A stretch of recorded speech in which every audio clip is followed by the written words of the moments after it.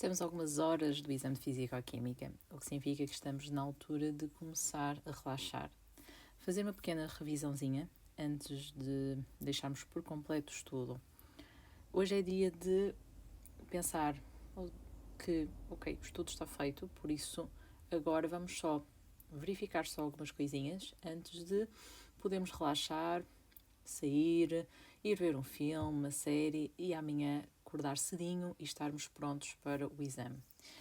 Por isso, este vídeo é só para fazermos aqui alguma revisão, pegando alguns pormenores que eu fui falando nestas últimas explicações e de resto, depois deixar-vos por vossa conta e para vocês também poderem relaxar.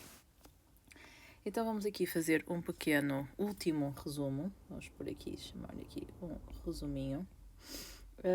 E vou só aqui, no fundo, anotar alguns aspectos que eu já tinha evidenciado, mas que podem vocês não ter apontado também, e agora quando estão a fazer esta última revisão, pode às vezes estar a falhar. E vou aproveitar e vou pegar também em algumas dúvidas que me foram sendo colocadas ao longo até desta última semana.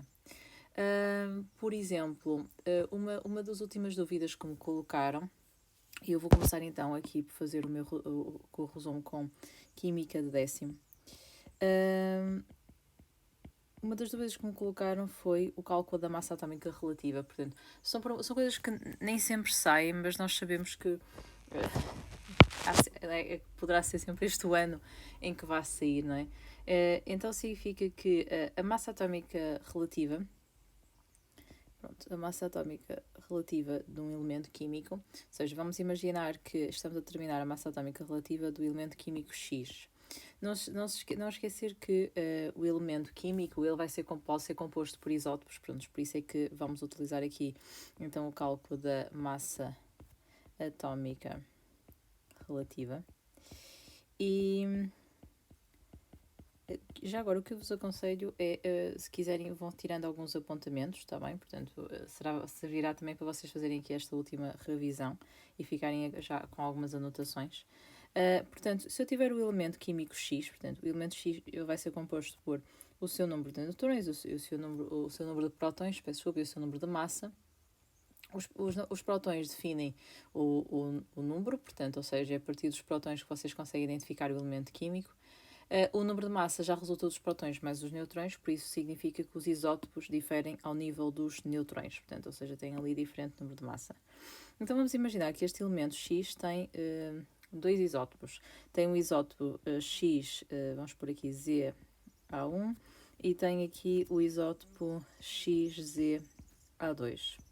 Então, para vocês conseguirem calcular a massa atómica relativa do elemento X, sendo que este valor é o que vai se encontrar na tabela periódica, vocês vão precisar da massa isotópica relativa de cada um dos isótopos, e isso vai ser dado, ou poderá ser o objetivo de descobrir, mas tem que vos dar outras informações, obviamente.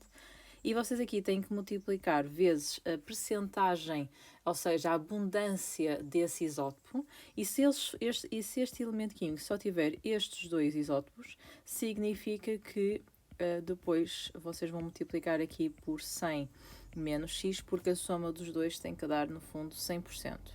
E depois dividem por 100. Por isso aqui é uma média ponderada. Ok. Por isso não esqueça, isótopos do mesmo elemento químico significa que tem que ter obrigatoriamente o mesmo número de prótons, mas diferem no número de neutrões. Eu não vou passar toda a matéria, obviamente, ou seja, eu vou só salientar aqui alguns aspectos que notei que houve dúvidas ao longo desta última semana. Relativamente ao espectro do átomo de hidrogênio, foram feitas algumas perguntas.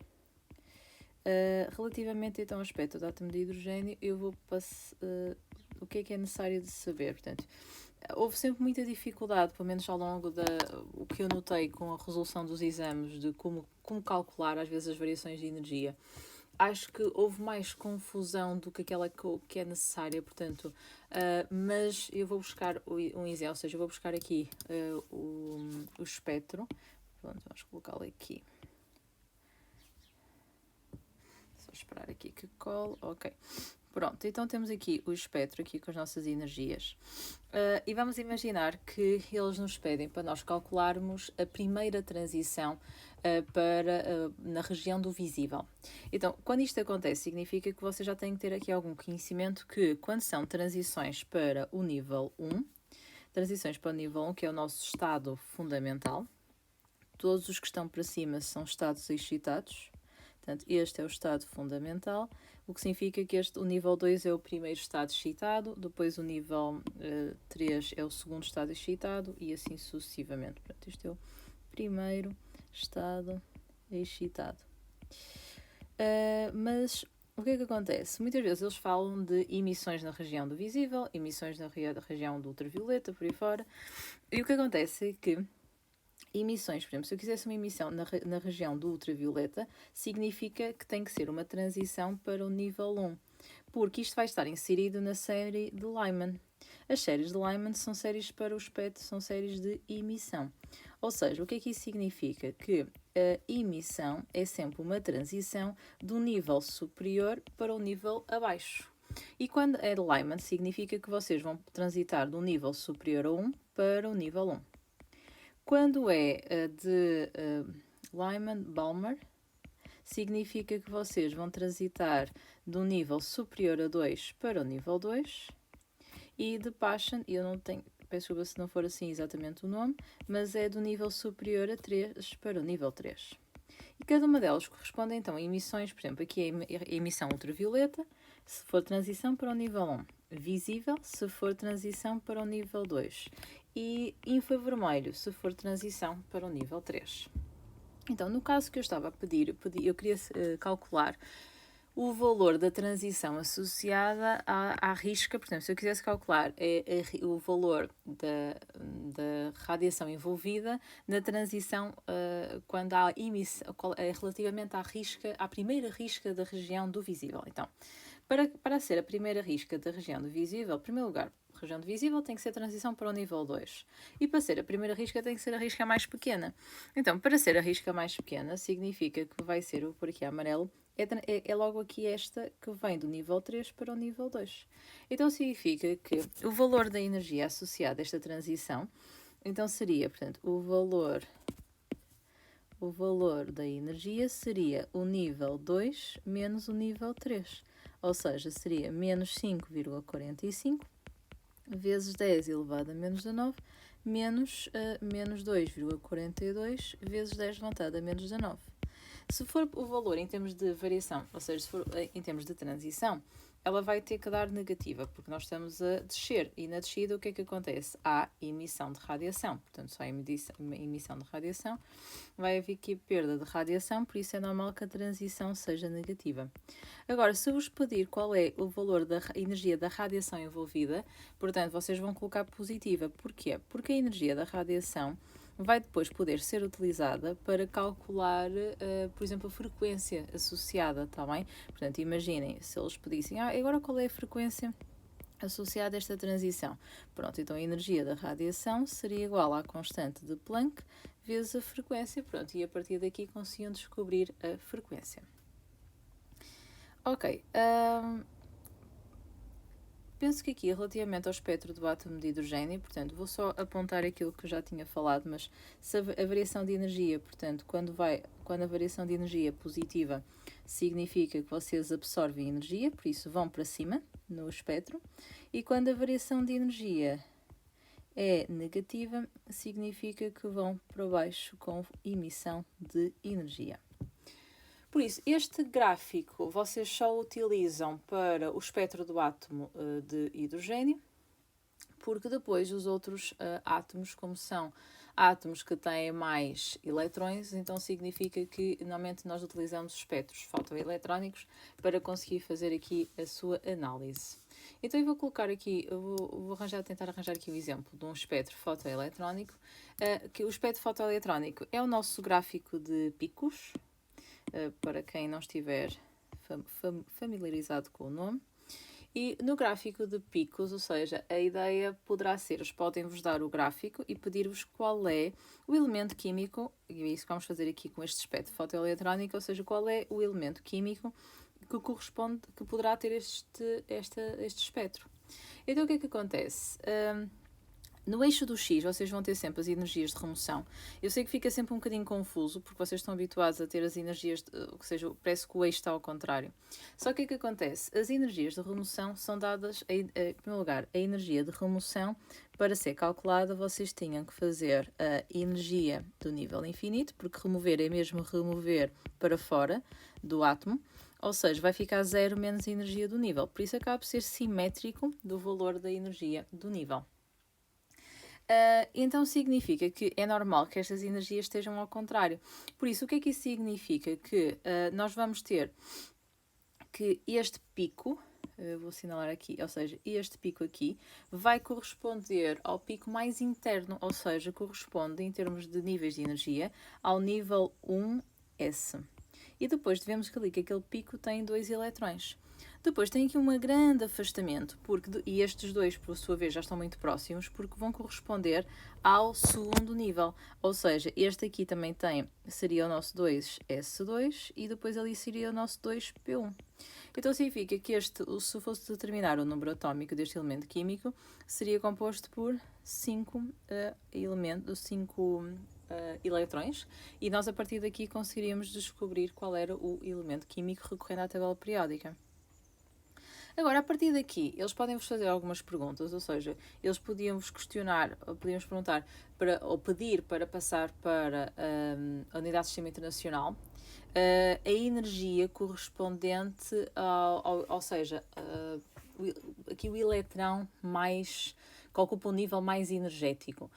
Reparem que, apesar de, neste aqui, eu vou só apontar por isso, por exemplo, neste aqui, este é o eletrão, ou estão os eletrões onde é necessário fornecer mais energia para os remover, porque estão mais internos. Eles, na verdade, ocupam o nível 1, portanto, o nível 1 é o nível com menos energia. Então, significa, é o nível de menor energia. O nível de maior energia está situado, neste caso, no nível 2, e entre a 2S e o 2P é mais energético. Então, significa que, relativamente à pergunta que eu estava a fazer, ou seja, se eu quisesse converter para a Unidade de Sistema Internacional a energia correspondente onde eu vou encontrar o eletrão que ocupa o subnível ou o nível com maior energia, vou utilizar aqui este valor. Como isto aqui, eu vou só dar aqui um exemplo, ou seja, vamos imaginar que aqui a energia para o remover era cerca de, portanto, a energia de remoção era cerca de 1,0 mJ por mol. Então, primeiro nós teríamos que converter para joule, então fica 1 vezes 10 elevado a 6 joule por mol. E depois, para converter de mol para... ou seja, isto é no fundo, é para uma mol de eletrões, ou seja, o que é que isso significa? Então, se o N representa o número, posso a partir da fórmula do N vezes a constante de Avogadro, assumir que se eu tenho uma mol, então tenho quantos eletrões? Ou seja, fica 1 vezes 6,02 vezes 10 elevado a 23, ou seja, vai dar 6,02 vezes 10 elevado a 23 eletrões. Então agora eu posso fazer aqui uma regra de 3 simples, ou seja, se para 6,02 vezes 10 levantado a 23 eletrões seria necessária esta energia, 1 vezes 10 levantado a 6, para remover um eletrão, a energia necessária será, e então fazemos o valor da energia de remoção a dividir pela constante de Avogadro. Ou seja, vai dar 1,66 vezes 10 levantado a menos 18 joule. Portanto, esta seria a energia necessária para remover apenas um eletrão. Ok, eu vou avançar, pronto, como eu disse, isto não é para fazer aqui uma análise muito aprofundada da matéria, portanto, isto é só para chamar aqui a atenção em alguns aspectos. Não esquecer que é sempre importante falar, ou seja, saber justificar como é que varia o raio atómico e a energia de ionização ao longo do grupo e ao longo do período. Eu vou buscar aqui um resumo que estava na sebenta que pode ser útil para as vossas justificações. Ou seja, no fundo, ao nível eu já agora não sei se consegui arranjar aqui uma tabela periódica. Só aqui um momento para vos poder também pôr aqui no resumo. Ou seja, o que é preciso vocês se eventualmente sair, não é? Ou seja, isto é o que nós sabemos que... ou seja, isto é o que vocês têm que saber. Ao longo do período, vamos sentar-nos primeiro no período, ou seja, assim, a visualização verde assim, ou seja, ao longo do período, está bem? Há uma diminuição do raio atómico. Porquê? Então vocês têm que falar no efeito do aumento da carga nuclear. Portanto, no fundo, ao longo do período, os elétrons estão sempre a ocupar o mesmo número de níveis, ou seja, os elétrons em qualquer átomo estão distribuídos pelo mesmo número de níveis, mas está a haver um aumento da carga nuclear. Portanto, significa que os elétrons estão a ser mais atraídos ao núcleo e, no fundo, vai suplantar a repulsão que existe entre os elétrons. Portanto, quanto maior for a carga do núcleo, maior é a atração dos elétrons ao núcleo e, por isso, vai contribuir para que haja uma contração da nuvem eletrónica e daí que o raio atómico diminui. Por oposição, vai haver um aumento da energia de ionização, porque a energia de ionização, ou energia de primeira ionização, corresponde à energia necessária para remover os elétrons mais externos, ou seja, os elétrons de valência. Então significa que quanto menor o raio, mais próximos os elétrons estão do núcleo, portanto mais fácil será para os remover. Ao longo do grupo, ou seja, se vocês quiserem falar, podem falar sempre do efeito do aumento do número de níveis, ou seja, significa que ao longo do grupo estamos a aumentar, os elétrons começam a estar distribuídos por um maior número de níveis, então significa que os elétrons de valência, que são os elétrons do último nível, estão mais afastados, então significa que vai ser mais fácil removê-los, ou seja, de uma diminuição da energia de primeira ionização, mas por outro lado há um maior efeito, ou seja, o núcleo passa a ter uma menor atração, diminui a atração do núcleo aos elétrons de valência e, portanto, há uma expansão da nuvem eletrónica e isso acaba por contribuir para que o raio atómico também seja maior. Se eventualmente ser alguma coisa para comparar o raio, ou seja, o raio dos íons, ou seja, dos cationes e dos aniões, relembro que nesse caso vocês têm que ter em consideração, portanto, eu vou-vos dar, por exemplo, o exemplo do sódio. Por exemplo, o sódio, ele tem número atómico 11, ou seja, ele tem 11 prótons e 11 eletrões. O seu íon, ou o íon que ele tem mais tendência para formar, é um íon monopositivo, o que significa que, apesar de ter 11 prótons na mesma, tem 10 eletrões, não é? Porque ele assume o número de eletrões, no fundo, do gás nobre mais próximo dele. Então, o que é que acontece? Neste caso, a atração ao núcleo seria exatamente a mesma, porque eles têm exatamente a mesma carga nuclear, mas no caso do íon, ou seja, isto vai ser válido no fundo para qualquer cation, ele vai ter uma menor repulsão eletrónica porque tem menos eletrões. Então significa que, como tem menor repulsão eletrónica, vai facilitar a atração dos eletrões ao núcleo. Então faz com que o raio do cation seja sempre menor do que o raio do átomo. Por oposição, quando estamos a falar dos aniões, por exemplo, se eu colocar aqui o F-, que tem número atómico 9, por isso eu vou pôr primeiro só o átomo ficava com 9 prótons, 9 eletrões. Agora, se eu puser o respectivo íon, portanto, ele tem tendência a formar um íon mononegativo, ou seja, tem tendência a captar um eletrão para ficar com a última camada preenchida e ficar mais estável. Então, ele tem na mesma 9 prótons, mas já tem 10 eletrões. Por isso, apesar da atração dos eletrões ao núcleo ser igual, porque eles têm a mesma carga nuclear, no caso deste íon, ele tem mais eletrões, então significa que aumenta a repulsão eletrónica. Aumentando a repulsão eletrónica faz com que o raio do anião seja maior do que o raio do próton. E já agora, se estivermos a falar de partículas isoeletrónicas, partículas isoeletrónicas são partículas que têm o mesmo número de eletrões. Então, neste caso, por exemplo, o F-, o néon e o sódio, eles têm, eles têm 10 eletrões, 10 eletrões, 10 eletrões. Mas o que diferem, claro, é 9 prótons, 10 prótons e 11 prótons. Então significa que em termos de repulsão eletrónica seria exatamente a mesma. Por isso, isso aqui não varia. Então o que é que vai variar? É a carga nuclear, ou seja, varia a atração dos eletrões ao núcleo. E quanto maior é a carga nuclear, significa que menor é o raio atómico. Então, neste caso, o raio do F- seria maior do que o raio do néon, que seria maior do que o raio do Na+. Ok, penso que não vale a pena estarmos aqui a insistir muito mais nesta parte. Vamos avançar mais um bocadinho aqui na matéria. Não esquecer de saber fazer bem a notação de Lewis. Também a notação de Lewis, não se esqueçam que é com os pontinhos e as cruzes. E quando utilizam as linhas, está mais inserido na fórmula de estrutura. Por isso, tenham cuidado com a pergunta. Também não se esqueçam que o comprimento da ligação e a energia, portanto, o comprimento da ligação, por exemplo, se entre dois átomos estabelece uma ligação simples, uma ligação dupla ou uma ligação tripla. Por isso, quanto maior a energia envolvida, ou seja, quanto maior é a ordem da ligação, menor é o comprimento. Lembram-se que eu dou-vos sempre o exemplo dos elásticos, ou seja, se vocês colocarem um elástico entre os vossos dois dedos e depois colocarem outro elástico, tendencialmente eles vão ficar mais próximos, e se puserem 3 elásticos ainda vão ficar mais próximos porque a força passa a ser maior. Relativamente à geometria, portanto, vocês têm que saber os nomes. Não esquecer que relativamente à relação da geometria com a polaridade, nós já falamos bastante sobre isso e penso que chegaram no final a perceber que é a existência de pares não ligantes no átomo central que contribui para que a molécula seja polar.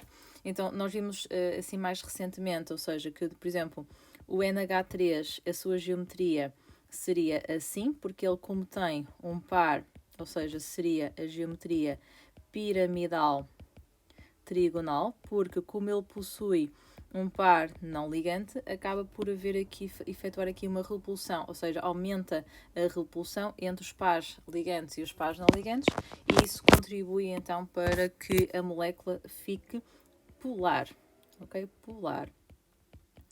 Depois temos, por exemplo, com o mesmo número de átomos, a molécula de BH3.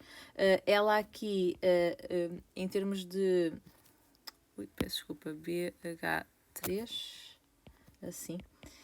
Ou seja, o boro não tem pares, não tem elétrons, ou seja, o átomo central, que seria o boro, que é o triidreto do boro, ele não possui pares não ligantes, o que significa que contribui para que a molécula seja mais simétrica, ou seja, e a geometria já nem é a mesma, era a triangular plana, por isso no fundo é a versão apolar da geometria, e então significa que esta já tem uma geometria apolar. Também, portanto, tenham sempre atenção, no fundo, à existência de pares não ligantes no átomo central para justificar a polaridade. Depois, ao nível dos hidrocarbonetos, não tem saído praticamente nada em termos da nomenclatura dos hidrocarbonetos, mas continua a ser importante vocês saberem a classe, ou seja, a família e o respectivo grupo funcional, em termos de, ou seja, quando nós estamos a falar de ser um álcool, significa que está presente o grupo OH, e este é o grupo hidroxilo. Depois, tem sempre, o grupo hidroxilo pode estar ligado ou no fim da cadeia ou no meio da cadeia, pode estar em qualquer sítio. Se estivermos a falar da família dos aldeídos, então significa que está presente o grupo carbonilo, ou seja, é quando o carbono está ligado a um hidrogênio separado, ou seja, no fundo é pegar no grupo do álcool e separá-lo, não é? Então dá aqui a origem aos aldeídos. E eles têm que estar sempre presentes no final da cadeia. Depois temos a família das cetonas, e no caso das cetonas é quando tem a ligação do grupo O, e essa ligação está sempre feita no meio da cadeia, está bem? Portanto, ou seja, vocês têm o carbono ligado ao oxigênio. Depois temos os ácidos carboxílicos, que tem o grupo, então, carboxilo, e é quando faz a ligação do carbono ao OH, mas também ao O, portanto, é aqui uma junção da cetona com o álcool. E por último, o mais que vocês normalmente não se esquecem, que é os das aminas. Ora bem, a amina é quando o carbono, ou seja, quando há a presença do nitrogênio, que vai eventualmente estar ligado a carbonos ou a hidrogénios. Ok. Nós temos estado a falar, ou seja, quando nós falamos, nós temos, em termos de ligações intramoleculares, nós temos as ligações covalentes, as ligações metálicas e as ligações iónicas. Só para recapitular rapidamente, nas ligações covalentes é a ligação entre dois não metais, as ligações metálicas é a ligação entre dois metais e as ligações iónicas é entre um metal e um não metal. Mas quando passamos a falar, ou seja, as ligações intramoleculares são mais fortes, mas quando nós passamos a falar de ligações intermoleculares, significa que estamos a falar das ligações por pontos de hidrogênio e forças de Van der Waals. Assim, por ordem, as mais fortes de todas são as ligações por pontos de hidrogênio. Não esquecer que, como eu expliquei, as ligações por pontos de hidrogênio não é quando o hidrogênio liga a qualquer coisa, não. É só quando a ligação, ou seja, quando o hidrogênio liga ao nitrogênio, quando o hidrogênio liga ao oxigênio ou quando o hidrogênio liga ao flúor. Não se esqueçam que estes elementos até estão seguidos na tabela periódica. Estas são as mais fortes. E depois, por ordem, vêm as forças de Van der Waals. Tá bem? Agora vem dentro das intermoleculares, temos as forças de Van der Waals. Vamos ver se eu não me engano aqui. Que são mais fracas em comparação com os pontos de hidrogênio, mas por ordem de força, as mais fortes seriam as que são estabelecidas entre duas moléculas polares, ou seja, quando nós chamamos de dipolo-dipolo, tá bem? Que é dipolo permanente. Depois a seguir vem as dipolo permanente, dipolo induzido, que é quando há a ligação de uma molécula, dipolo induzido. Se calhar é melhor por aqui à frente. Portanto, esta é no fundo polar. Esta já é polar, que é o dipolo permanente, apolar, que é o dipolo induzido. E depois vem as mais fracas de todas, que é as que são dipolo instantâneo, com a de dipolo induzido, que são mais conhecidas por forças de dispersão de London. E estas, neste caso, é a ligação apolar-apolar. Portanto, forças de dispersão de London. São as mais fracas de todas porque estabelece a ligação entre duas moléculas que são apolares. Ok. Continuando aqui. Não esquecer que nós pronto, também não tem aparecido muito, mas não se esqueçam que quanto mais fortes são as ligações intermoleculares, ou seja, mais fortes são as ligações, significa que mais coesa é a molécula, não é? Portanto, significa que mais difícil é quebrar as ligações. Então, significa que maior é o ponto de fusão ou maior é o ponto de ebulição da molécula. Além disso, também podemos falar aqui um bocadinho do conceito de miscibilidade. Na miscibilidade, é a ideia de que igual dissolve igual, ou seja, a ideia de que para que duas substâncias moleculares sejam mexíveis, ou seja, se é possível misturar, é necessário que as intensidades das ligações intermoleculares sejam semelhantes, ou seja, no fundo, o que é que se mistura bem? Ou seja, polar mistura-se bem com polar, está bem? Portanto, polar mais polar, ok? É possível, ou então apolar com apolar, está bem? Portanto, a ideia de que igual dissolve igual. Ok, depois vem a parte das fórmulas. Essa parte eu não vou fazer revisão, ou seja, para quem fez exercícios de exame, fez carradas de exercícios desses. Mas vou só concluir aqui esta revisão da química décimo com a parte da variação de entalpia. Não esquecer que, em termos de fórmula, a variação de entalpia é a soma das energias dos reagentes menos a soma das energias dos produtos.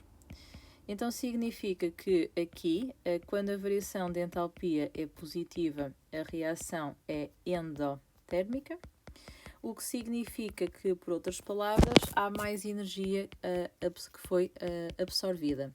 Por isso, significa que se vos disser foi absorvida 50 kJ por cada mol, então vocês sabem que colocam variação de entalpia positiva. Já se a variação de entalpia for negativa, é porque a reação é exotérmica, então significa que há mais energia libertada. Então, por exemplo, se dissesse que para ocorrer a reação houve libertação de 50 kJ por mol, então significa que aí vocês colocam a variação de entalpia negativa.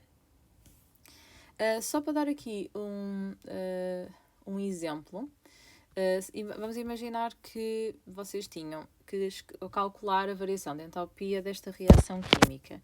Imaginem que era 2H2 no estado gasoso mais O2 no estado gasoso origina 2H2O no estado líquido. Então, o que eu vos aconselho é fazer a passagem desta equação química para as respectivas fórmulas de estrutura. Portanto, porque é importante que vocês vejam quais são as ligações que estão envolvidas, está bem? Senão, torna-se difícil vocês verem, pelo menos eu acho, difícil vocês verem que energias é que teriam que colocar. Então, por exemplo, neste caso, para a soma das energias dos reagentes, eu não vou fazer as contas, também vou só vos explicar como é que ficaria. Isto era dizer que eu tenho duas moléculas de H2 e dentro de cada molécula eu tenho, no fundo, uma ligação HH. Depois tenho uma molécula de oxigênio e dentro dela só tenho uma ligação dupla OO. E depois vocês substituem com os valores, não é? Aqui ou aqui. Depois, para calcular a soma das energias dos produtos, vocês teriam que fazer, ora bem, eu tenho duas moléculas de água, dentro de cada molécula eu tenho duas ligações OH. Pronto, e depois vocês preenchiam aqui com o valor. Pronto. Depois, há a parte das reações fotoquímicas, ou seja, de fotoionização e fotodissociação, não tem saído nada sobre isso. No entanto, pronto, é saber que são reações em que estão envolvidas grandes quantidades de energia, que na fotodissociação é aquela que leva à formação de radicais livres e a fotoionização leva à formação de íons. Pronto, terminamos então aqui a revisão de Química, ok? Vamos depois avançar para a revisão de Física de 10º.